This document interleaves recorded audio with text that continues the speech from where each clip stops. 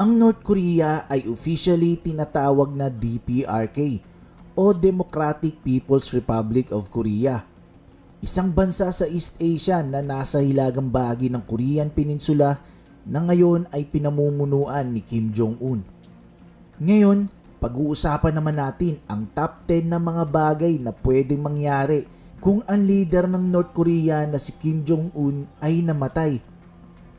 Kakapiranggot lang ang kaalaman ng mga taga-West patungkol sa kabuuan ng sistema politikal sa North Korea. Ang lahat ng nasa listahan natin ngayon ay sadyang mga espekulasyon lamang. Kahit sino namang diktador na mamatay, expected na magkakaroon talaga ng matinding pagbabago. Ngayon, simulan na natin sa number 10. Ito ay magiging sikreto. Noong namatay ang tatay ni Kim Jong-un na si Kim Jong-il noong December 2011, lumipas muna ang 51 hours bago ito i-report. Pinanatili nilang sikreto ang pagkamatay ni Kim Jong-il upang mapagdesisyonan ang papalit at hahalili sa pwesto bilang maging susunod na leader ng North Korea. Kaya malamang ganito rin ang mangyayari kapag si Kim Jong-un ang namatay. Kapag ang bagong leader na kapalit ay handa na, i-inform nila ang lahat ng ahensya ng gobyerno, work units, school workers, at military leaders. Kapareha sa pagkamatay ni Kim Jong-il, ang announcement ay magmumula sa Korean Central Television na hawak ng gobyerno na kung saan ang reporter o anchor nito ay nakasuot ng itim na traditional dress para ipakita ang pakikiramay at pagkapighati nito. Speaking of kapighatian, dumako na tayo sa number 9. Ang buong bansa ay mamimigati dramatically. Kung babalikan natin noong taong 2011, ang mga North Koreans ay nagpuntahan sa kalye at sabay-sabay na nag-iyakan upang ipakita ang kanilang kalungkutan at kapighatian sa kanilang yumaong leader. Sa isang bansang pinamumunuan ng isang diktador, ang kanilang leader ay tinuturing na Diyos. Noong namatay ang dating leader ng North, ang lahat ay nakaluhod na umiiyak ng malakas. Nung time na yon, ang Pyongyang ay punong-puno ng hinagpis, hiyawan at iyakan. Halos buong linggong ginawa yun ng mga tao, mapabata man o matanda, na malaking posibilidad din na mangyari kapag si Kim Jong-un ay namatay. Number 8. Malaking state funeral. Katulad ni Kim Jong-il, magkakaroon ng malaking state funeral kapag si Kim Jong-un ang namatay. May himlay ang mga labi nito at ibuburol sa Kumsusan Memorial Palace for a week bilang tradisyon. Mga 7 to 10 days after niyang mamatay, ang kanyang labi ay ipoprosesyon at ang lahat ng mamamayan ng North Korea ay ipapatawag para dumalo rito at magpakita ng hinagpis sa pamamagitan ng matinding pag-iyak. Kasunod ng artillery salute at 3 minutong katahimikan. Ang hahaliling kapalit sa yumaong leader ay dapat nandun at visible sa funeral ceremony. Noong namatay ang ama ni Kim Jong-un, siya ang nasa unahan ng funeral committee na may 233 katao. Number 7. Ang South Korea ay magkakaroon ng high alert. Katulad ng pagkamatay ni Kim Jong-il, ang South Korea ay nagkaroon ng high alert. Ang presidente ng South Korea ay kinansel lahat ng kanyang gagawin para ituon ang focus para panatiling stable ang buong Korean Peninsula. Kasi pwedeng i-take advantage ito ng ibang mananakop na bansa. Number 6. Magkakaroon ng malaking interes international. Kapag si Kim Jong-un ay namatay, ito ay magiging headline international. Bagamat ang pagkamatay ng isang leader sa kahit anong bansa ay malaking balita, ang headline sa pagkamatay ni Kim Jong-un ay magiging special at big deal dahil sa nature ng bansang North Korea at kakaibang personality ni Kim Jong-un. Ang mga politiko international ay talagang babantayan ng sitwasyong ito. Hindi natin alam kung ano-anong mga bansa ang magpapadala ng condolence kapag namatay si Kim Jong-un. Dahil karamihan kasi sa mga bansa ay wala kang maririnig na magandang salita sa leader ng North Korea ngayon. Number 5. Nuclear attacks. Alam naman natin na ibinuhos ni Kim Jong-un ang buong oras at lakas niya sa pagpapalawak at pagpapalakas ng mga nuclear weapons. Alam naman ng lahat na ang leader ng North Korea ay madalas napaparanoid at madalas pa ang pagbabanta niya sa West. Banta mula sa kanyang nuklear na armas.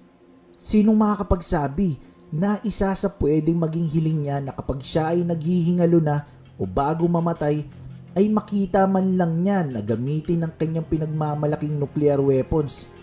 Ibig sabihin, pag nangyari yun, ang South Korea, Japan at Guam ay nanganganib at nasa peligro. But of course, sino ba ang nakakaalam kung gaano kalawak ang damage na pwedeng ibigay na pinsala nito? Kaya't ang buong United States, parte ng Europa at Australia ay nanganganib din. Number 4. Ito na ang pagtatapos ng Kim Dynasty. Maaring hindi tayo sigurado rito, pero sa ngayon, wala pa tayong nakikitang pwedeng kapalit ni Kim Jong-un kapag namatay ito. Kung matatandaan, ayon sa investigasyon, siya ang naging suspect sa paglaso ng kanyang kapatid na si Kim Jong-nam na naganap ang pag-atake sa airport ng Malaysia. Take note, hindi lang ang kanyang kapatid ang kapamilya niyang nakaranas ng masalimuot na pagkasawi mula sa kanyang mga kamay, dahil ang kanyang uncle na si Jang Song-taek ay kanyang in-execute dahil sa pagtangka nito na pag-agaw sa kanyang pwesto bilang supreme leader. In-order niya agad-agad na patawan ng parusang kamatayan ng kanyang uncle na walang dalawang isip. Kung gusto kasi ni Kim Jong-un na mapanatili ang dynasty na sinimulan ng kanyang lolo, kailangan maging malinaw sa kanya kung sino ang gusto niyang humalili o pumalit sa kanya sa pwesto. Sa ngayon, ang kanyang mga anak ay sobrang babata pa at wala pang kakayahan na pumalit sa kanya bilang leader ng North Korea. Sa kabila ng problema ni Kim Jong-un sa kanyang kalusugan, siya ay masyado pa ring bata na kapag namatay, wala talagang pwede pumalit sa kanya bilang supreme leader. Number 3. Magkakaroon ng collective rule. Si Kim Jong-un ay isang autocratic leader o kilala ng iba bilang authoritarian leader dahil nasa kanya ang lahat ng idea at mga desisyon. Bihirang-bihira ang isang autocratic leader na tumanggap ng advice sa iba. Dahil walang maaaring mapagmanahan ng posisyon si Kim Jong-un sa pagiging supreme leader nito kapag namatay ito, maaaring magkaroon ng collective rule. Ang collective rule, ito yung pag-distribute ng kapangyarihan sa ilalim ng organizational structure. Ibig sabihin, hindi na isang tao ang nagdedesisyon. Dahil sa collective rule, maaari na itong pagdebatihan o pagdiskusyonan ang isang idea bago bumuo ng isang desisyon. Noong namatay si Mao Zedong na leader ng China at si Joseph Stalin naman ng Russia na kapwa autocratic leader, ang China at Russia ay inadapt ang collective rule na mas nagpaunlad sa kanilang bansa. Kaya't posible na ang mga miyembro ni Kim Jong-un at kanyang mga high-ranking officials ang mag-a-arrange para mamili na magiging leader ng gobyerno ng North Korea kapag siya ay namatay na. Pero hindi katulad kay Kim Jong-un, ang kapangyarihan ay hindi na lahat mapupunta sa mapipiling leader dahil ito ay magiging under na ng collective rule. Nga pala sa collective rule, hindi magbabago ang pagiging komunista ng isang bansa. Pag-distribute lang talaga ito ng kapangyarihan at desisyon sa ibang unit o ahensya. Pero kung hindi talaga makapagdesisyon ng gobyerno kung sino ang ipapalit kay Kim Jong-un kapag namatay ito, babagsak tayo dito sa number 2. Ang North Korea ay babagsak. Kapag si Kim Jong-un ay namatay, ang North Korea ay maaaring bumagsak. Kung ang political order ay hindi agad maibabalik ng mabilis, ang bansa ay maaaring mauwi sa civil war. Walang nakakaalam kung ano ang tunay na nararamdaman ng mga North Koreans patungkol sa kanilang bansa at sa namumuno sa kanila.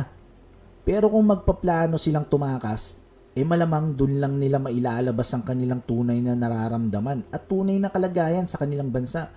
Katulad na lang ng isang matapang na babaeng tumakas sa North Korea na naglabas ng kanyang saloobin sa pamumuhay na meron sila ng pamilya niya sa North Korea at hirap na dinanas niya sa pagtakas.